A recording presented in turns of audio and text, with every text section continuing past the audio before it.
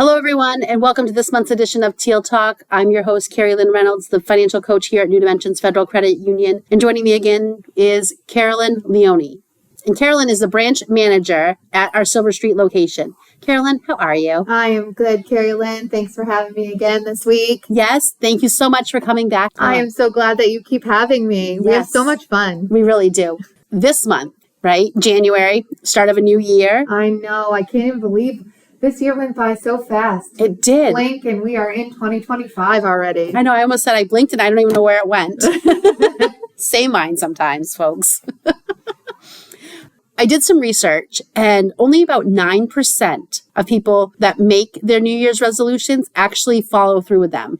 I can believe that because we all are like, we ate all of those good foods from like November to December, thinking of all the holidays and the snacks and the goodies. We're going to work this all off, or we're going to have like a great financial goal to really save for the new year. And then 2 weeks in, we're like, yep, toss that out. Yeah. Do you know that the number of people who make New Year's resolution, the amount of people that fall off the wagon, so to speak, the first 2 weeks they start to fall, but that number almost doubles by the end of January. I can really believe that. I'm a culprit of that sometimes. Every year. I'm like, I'm going to do this, this, and this. And, I'm good for probably the first 2 weeks. So I'm probably part of that first 2 weeks. Then I'm just like on to something else. Although I have done good with my weight goal as far as being good and sticking to it. So that one has done well. Good. This year will be my financial goal because I really want to buy a house this year. So absolutely. Setting up that financial goal, whether it's a big purchase like a house or for me, I want to be a little more prepared for the holiday season at the end of the year. I do good, throughout the year, but then that last few months of the year, I feel like things take a little bit more money. Things might be a little more expensive at that point. Maybe I spend a little bit more on some of the items that I want to buy, especially for my kids. Mm-hmm. So really making sure I have more than enough money so that way I can do everything that I want to do and just not what I can afford to do without going into debt. Yes. Or, you've got kids or a daughter that's getting ready to start her new adventure onto adulthood. Having her save, it's a great way to really start the SMART goals. Yes, SMART goals. I'm so glad you said that because that's what we're going to talk about today. Yeah. We'll hear about these SMART goals. And if you're not familiar with what SMART goals are, it's actually an acronym. Setting specific goals, setting measurable goals, setting achievable goals, setting realistic goals, and setting a timeline. So we're going to kind of dive into what that means and kind of give you an example of how to do that throughout the whole process. Starting with the S in SMART goals, that specific goal, what is it that you really want to achieve? For example, what if I said, I want to save $1,200 by this time next year? That is my specific goal. So how am I going to do that?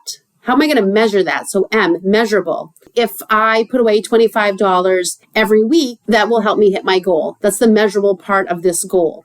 So after the first month, so 4 weeks of $25 every week being put away, I should have $100. At the end of 3 months, I should have $300. At the end of 6 months, $600. So really, by the end of a year, I should have my $1,200.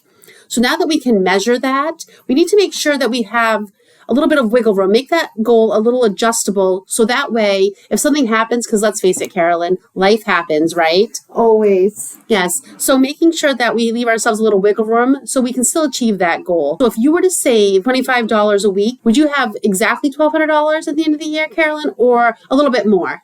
A little bit more. You're absolutely right. We're going to have $1,300 because some months have that extra week, that extra paycheck in it, giving you just a little bit of wiggle room there. So there are actually 4 weeks that if you can't put away that $25, it's okay. You can make up for it another time or just say, yep, this is one of those weeks where it's not going to happen, but you still have that wiggle room available. Also make sure it's a realistic goal. Nothing is worse than setting yourself up a goal that's not realistic for something that you personally can achieve. If you're not working, can you put $25 a week away? Probably not. You're absolutely right. However, if that's something you can achieve, then obviously this is not the goal for you. If you can put away $25 a week, this is just going to help you hit your goal. And again, time oriented. Give yourself plenty of time. So we're going to give ourselves 52 weeks to accomplish our goal. But we know at the end of 2025, we want to have that $1,200 into our savings. Really using the SMART goals to help set up a plan to make sure that you can achieve your goal is really the way to go. So remember, specific. What specifically do you want to do? Measurable. Make sure you have those those little goals in mind to hit the bigger goal. Again, make it adjustable, making sure you give yourself some wiggle room. Make sure you have a realistic goal. Like I said, nothing's worse than setting yourself up for a goal that you just realistically cannot achieve. And again, that time oriented, like I said, give yourself plenty of time to achieve the goal, but make sure that you have that hard stop. Well, Carolyn, SMART goals are going to get you to buy your house. SMART goals are going to get me some more money in my savings for Christmas next year. Really making sure we use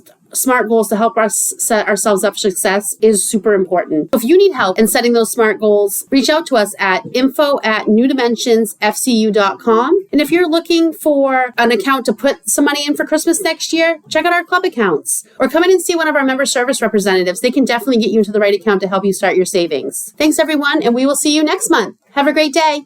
Bye. Bye.